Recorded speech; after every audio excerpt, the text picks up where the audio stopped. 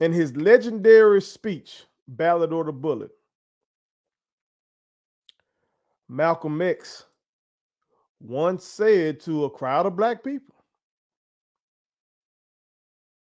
that they are political chumps. He called them chumps to their faces.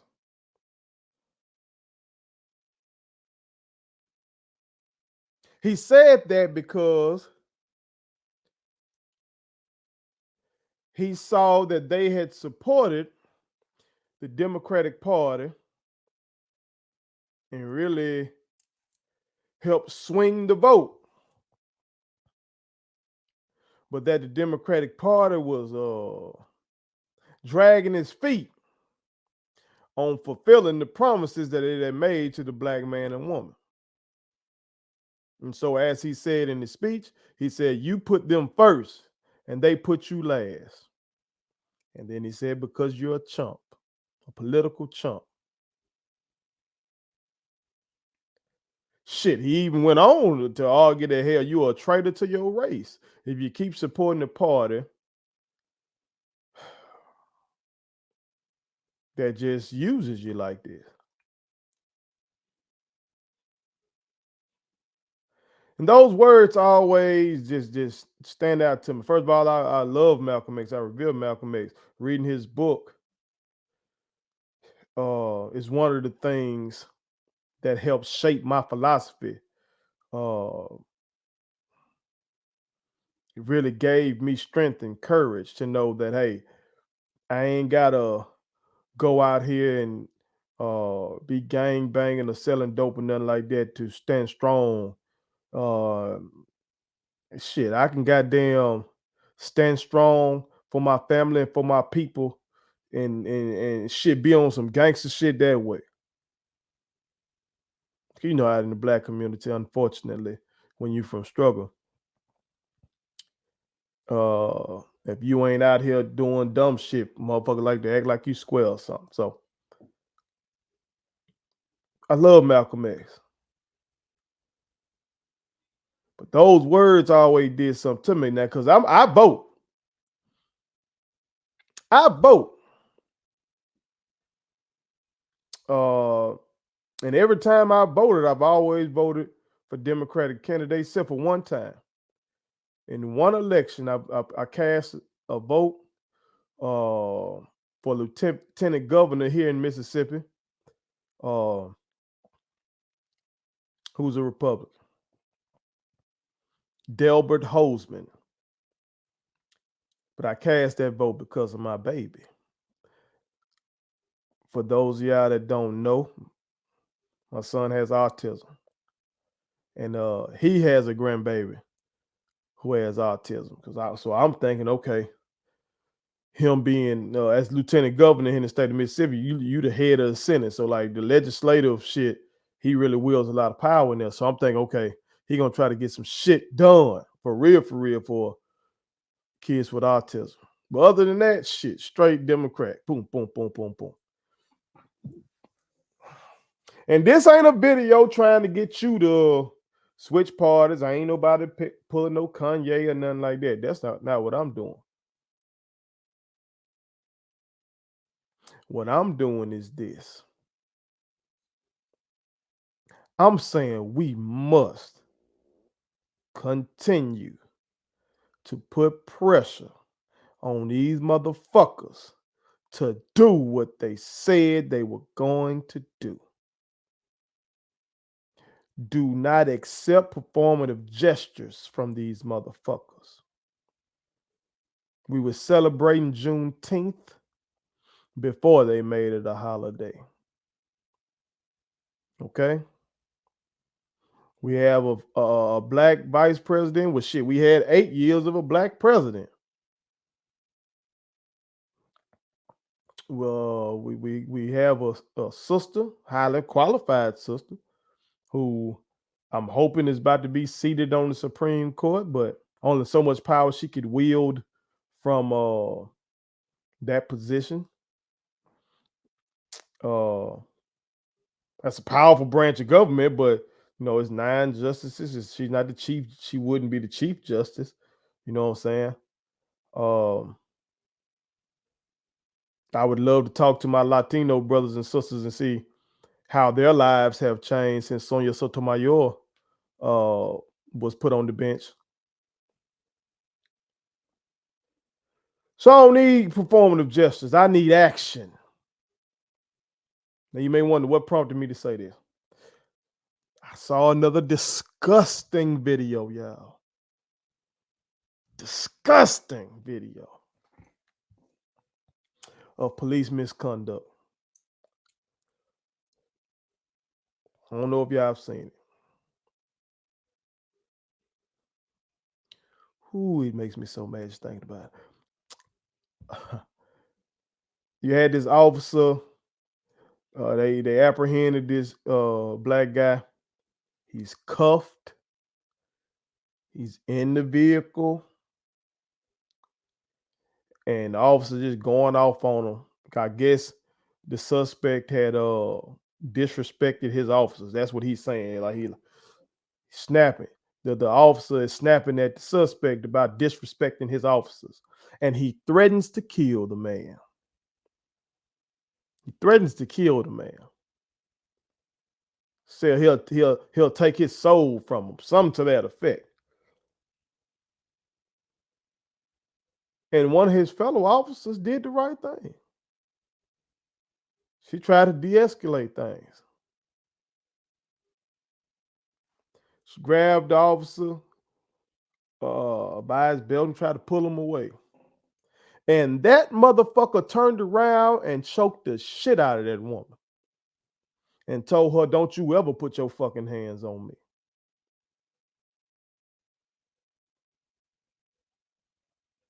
Shit was disgusting. Because we had a cop do what we wish they would have done in the George Floyd situation. We had a cop do what I wish someone would have done in my situation. See, when I had my incident with the police, my brothers tell me that it was all 5 white guys on me. There was one minority out there, but he didn't hit me. He didn't strike me, but he didn't stop it either.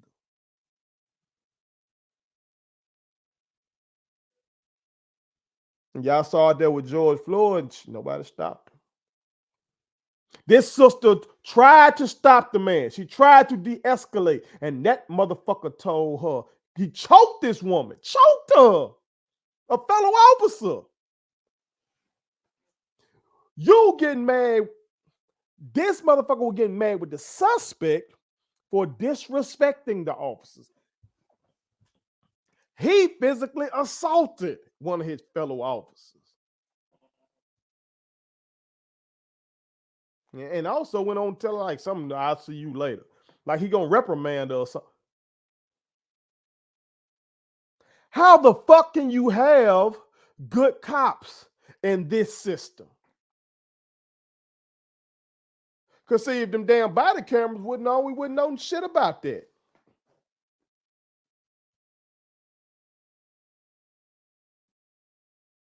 Think about that. Think about the movie American Gangster, which tells the story of Frank Lucas. Think about that movie and how they characterize uh, the cop that ended up apprehending Frank Lucas. That son bitch was ostracized within the department because he wouldn't take dirty money. And that shit supposed to be based on a true story now.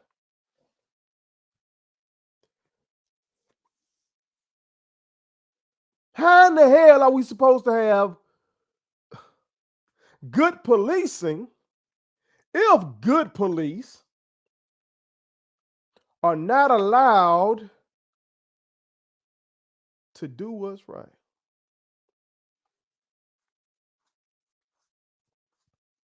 So again, I say, Joe Biden, where is the George Floyd bill? Y'all just passed and signed the Emmett Till lynching bill. Okay, cool. Emmett Till got lynched in the damn 1950s. So it done took 70 fucking years to put that on the books. And the woman who set all that bullshit in motion is still alive and well, ain't been apprehended.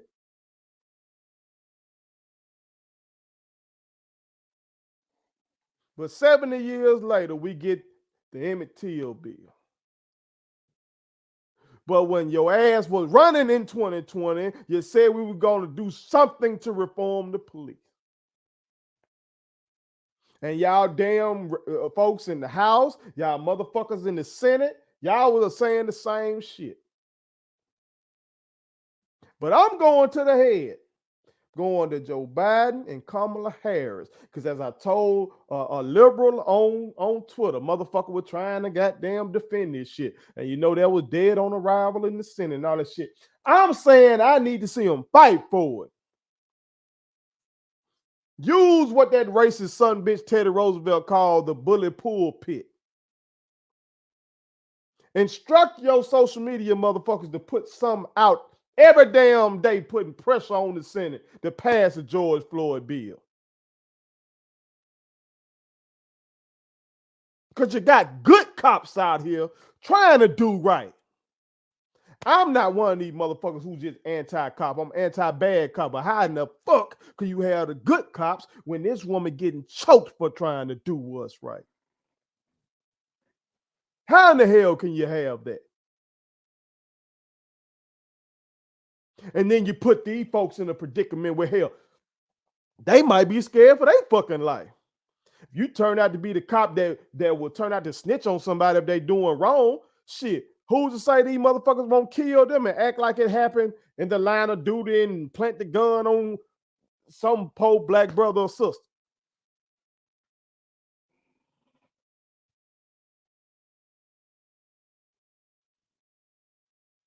These motherfuckers are acting like thugs out here. Straight up thugs that feel like they can do whatever the fuck they want to do with impunity. And something must be done federally about it. This shit can't be left up to the states. We see what the states gonna do. We see what the states gonna do. These motherfucking states, like mine, Mississippi, ain't gonna do shit. Not until we change some shit internally here. But this got to be a federal statute. And this is what you told us y'all were gonna do. But when that shit died in the Senate, I ain't heard another peep about it. Why? Because y'all know we put y'all first and y'all can put us last because you feel like where you gonna go. You know the Republicans don't want you. They openly racist. But see, that's the thing Brother Malcolm was talking about. And there's another point he made in the Ballad of the Bullet speech. We talked about at that time when he was making the speech, most national politicians from the South were still Democrats. Okay, also known as Dixiecrats. Okay, but his point was the Southern Democrats were like wolves. They out with it. You know they're your enemy. You know they trying to get you. And he argued that the Northern Democrats, though, were like foxes. That they slick with theirs. Act like they on your side, but they still getting you because they in cahoots with each other. Now, you've seen those Southern Democrats from the past, those Dixiecrats, have left the Democratic Party as a whole for the most part and moved into the Republican Party. We saw that start to change after the signing of the 1964 Civil Rights Bill in the Barry Goldwater versus LBJ election. You know, most of these deep South states, they went for Goldwater. And then we saw in 68, they went for Nixon. 72, they went for Nixon. You know what I'm talking about? And then they end up, Ronald Reagan is the one that really solidified that shit. You know, he locked that shit in, came down here in the Neshoba County Fair, you know, where the 3 civil rights workers were murdered, and he was dropping all his little coded language and shit like that. Really solidified shit for him. Okay, so that has happened. So in today's society, it's the Republicans that are the wolves when it comes to social justice, and you like they just let you know we ain't fucking with you on that anti-CRT and all this shit. Up there doing that woman like that, you know what I'm saying? That Miss Jackson, the Supreme Court nominee.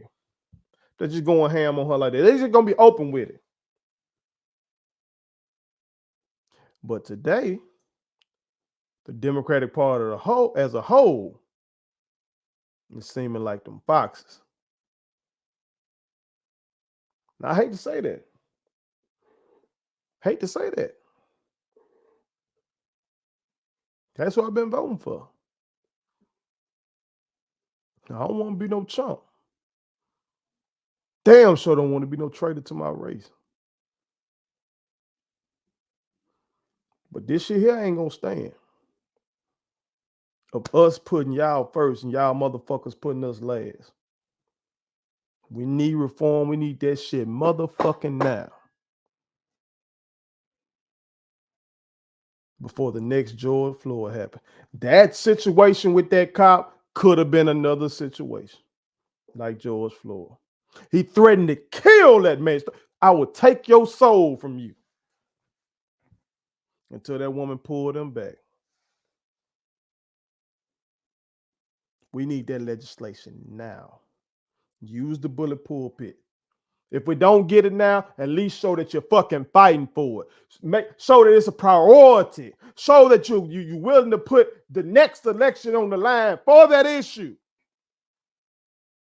Put some shit behind it for real, and stand on it. Make that pledge and stand on it. Be willing to lose the election behind that, and your ass won't lose because the people will be motivated to get out here and go vote. I'm gonna round up whoever the fuck I can, and if you come real with it, put the weight of the presidency behind it. I'm talking specifically to the president of the United States, Joe Biden, right now, or anybody who close to him. He ain't gonna see this shit, but maybe one of his people that follows his shit on social media and keeps up what the people are saying at the grassroots. I'm telling you right now, motherfucker like me and activists around this motherfucking country, we will rally behind the president if he shows some courage on this fucking issue. Stop putting us last. Shit. Stop with performative gestures. We need real shit now. And watch what happens. I'm talking about even in these midterms. Watch what happens. If not, your ass gonna be out of power. Real ones. I appreciate y'all. I love y'all. Please be careful out here. Okay? Watch that video. I wouldn't tell y'all to watch this. Usually, I haven't seen the George Floyd joint. I've only seen the Neo. I ain't watched all 9 minutes of this shit. I'm not gonna put myself through that. So the violence was averted by this courageous cop. Okay, so that's why I'm saying go check it out so y'all can see what I'm talking about. You'll be just as disgusted as I was. We gotta hold their feet to the fire, y'all. We gotta make them do what they said they were gonna do. But until then, y'all be careful out there. Tell your children to be careful out here. All right? Love y'all. One. My kids wanted me to tell y'all to make sure you subscribe to my YouTube channel, follow me across all social media platforms, like the videos, and share them. Did I forget anything? And turn on the post notifications. Y'all heard them. And also, visit statementteesllc.com and shop with us. That's Statement Tees. Every t-shirt you wear makes a statement.